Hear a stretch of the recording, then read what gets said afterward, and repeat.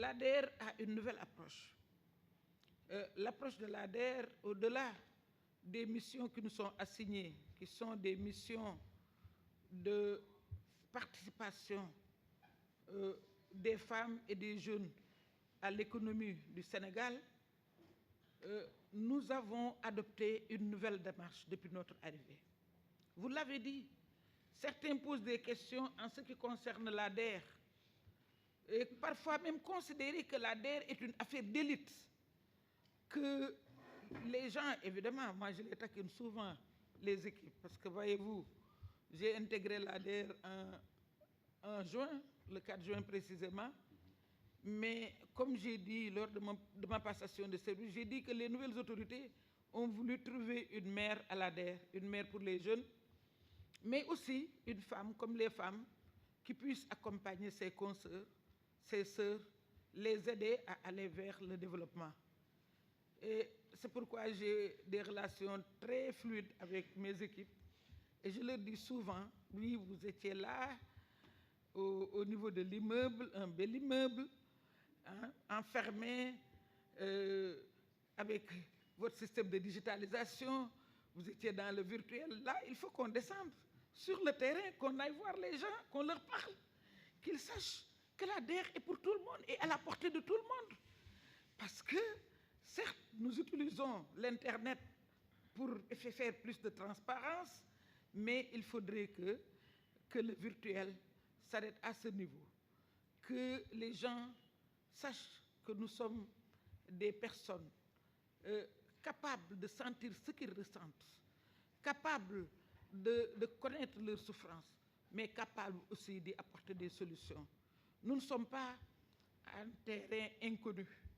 Et en ce qui me concerne, le moi est haïssable, mais je me permets de faire une digression en disant qu'en 1974, le journal Amina parlait de moi en ces termes.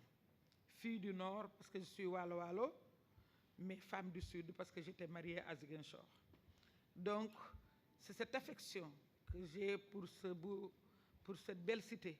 C'est cette affection que j'ai pour Ziguinchor. Et je suis très ancrée à Ziguinchor. Je connais les quartiers, je connais les familles, je connais pour y avoir séjourné, pour y avoir vécu. Donc, beaucoup de choses me lient à Ziguinchor. Et je connais aussi les potentialités de la région, monsieur le gouverneur. La région de Ziguinchor a énormément de potentialités. Il faut savoir les organiser, les encadrer. Quand je parle je parle de mes cibles, c'est-à-dire les jeunes et les femmes. Comment les organiser, mais aussi leur faire profiter des opportunités. Non seulement au-delà même des opportunités de l'ADER, mais de façon plus générale, les opportunités qu'offre l'État. C'est ainsi que nous avons adopté cette approche de territorialisation. Territorialiser les produits de l'ADER, territorialiser les actions de l'ADER par des antennes. Nous avons l'intention, et pour cela, nous sommes accompagnés par nos partenaires.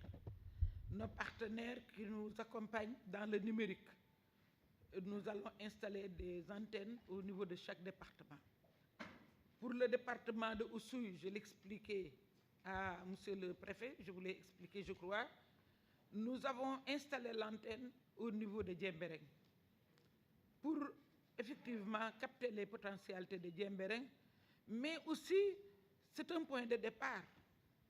Il faut qu'on le dise en face, c'est-à-dire nous ne voulions plus que les jeunes partent. Notre objectif, c'est de fixer les jeunes. En quoi faisant? Avec ces antennes, nous avons insisté pour y intégrer un bureau d'écoute et d'information.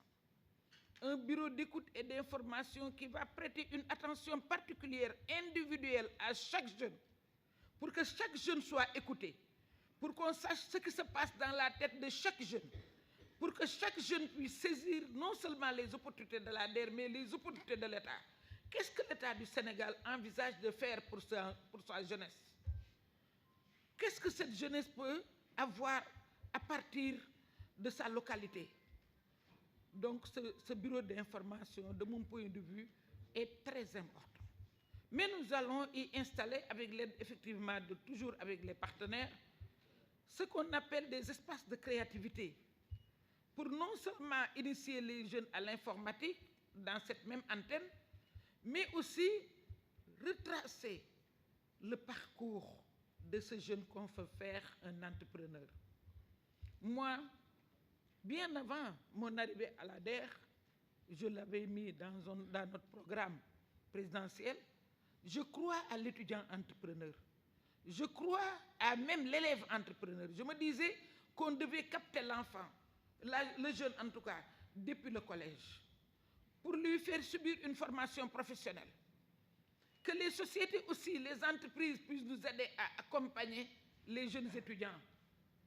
Et de ce point de vue, les espaces de créativité nous permettent de retracer, en tout cas, le cursus et le parcours du jeune entrepreneur. Ses études, son cursus scolaire, ses apprentissages. S'il a très tôt quitté l'école, qu'est-ce qu'il a fait comme apprentissage? Comment, à partir de cela, on pourrait l'orienter pour qu'il fasse des apprentissages?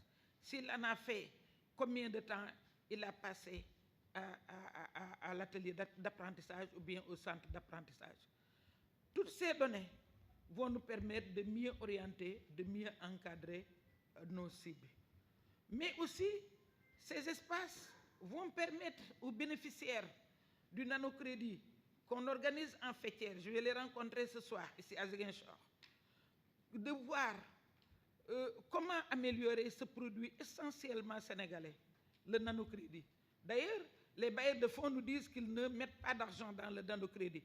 Donc c'est entièrement financé par le budget du Sénégal. Et c'est pourquoi, là j'en profite un peu, je fais une digression, pour encore une fois vous interpeller, parce que ce sont des deniers de l'État que personne n'a le droit de détenir et de ne pas rembourser. Donc, ces bénéficiaires du nanocrédit qu'on a organisé en fêtière et en agent de fédération vont pouvoir se réunir parce qu'il y aura un bureau pour l'agent du nano qui va enrôler au-delà du bureau du coordonnateur. Tout cela, c'est pour permettre aux usagers, à nos cibles, de s'imprégner des produits de l'ADER, de s'imprégner des offres de services qu'on met à leur disposition. Parce que comme vous le savez, à terme, je l'ai dit hier à Diembérin, monsieur le préfet, à terme, nous allons descendre les crédits jusqu'au niveau des antennes. Parce que au niveau du Sud, par exemple, tout le monde se connaît. Si Jean prête à Paul, mais évidemment, Paul, même s'il investit dans une boutique, si la boutique reste une semaine sans travailler, Jean peut l'interpeller en lui disant à la fin du mois, il faut que tu verses tant. Donc, cette approche, cette gestion de proximité peut être profitable à l'ADER, mais profitable aux bénéficiaires. Donc, nous allons effectivement y revenir certainement après le débat qui va s'installer tout à l'heure. Nous sommes venus vous écouter, nous sommes venus vous dire que nous sommes à votre disposition, marquer notre disponibilité, mais nous sommes venus vous dire que désormais, l'ADER sera à portée de tout le monde. Ça n'a jamais été une affaire d'élite, mais plus encore que tout le monde sache que l'ADER est à portée de main. Vous aussi, au niveau de l'administration territoriale, nous avons déjà donné des instructions à M. Pabiram, qui va vous donner certainement soit des clés ou bien vous donner une formule d'accès pour que vous puissiez accéder à la plateforme de l'ADER. Déjà, il y a une plateforme qui vit très bien. Je pense que Pabiram m'a donné tout à l'heure l'état d'exécution de cette plateforme en ce qui concerne la région de Ziguinchor, qui dispose d'une enveloppe de 500 et quelques millions, précisément combien? 587 millions. Pour combien de projets Pabiram? De toute façon, les gens s'inscrivent sur la plateforme. On a aujourd'hui Bignona qui a une inscription qui enregistre 393 projets pour un montant de 467 595 000. Ça n'a démarré que le mardi dernier. Donc ça fait 10 jours tout juste. mais il y a ces inscriptions, il y a Oussouy quand même, mes parents d'Oussouy, alors, qui timidement s'est inscrit pour 90 projets seulement, pour un montant de 105 400 000.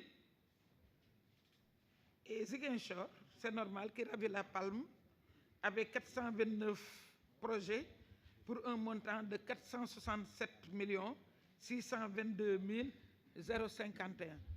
Je crois que ça, c'est de la démocratisation. Forme où on s'inscrit, ça continue jusqu'au 11.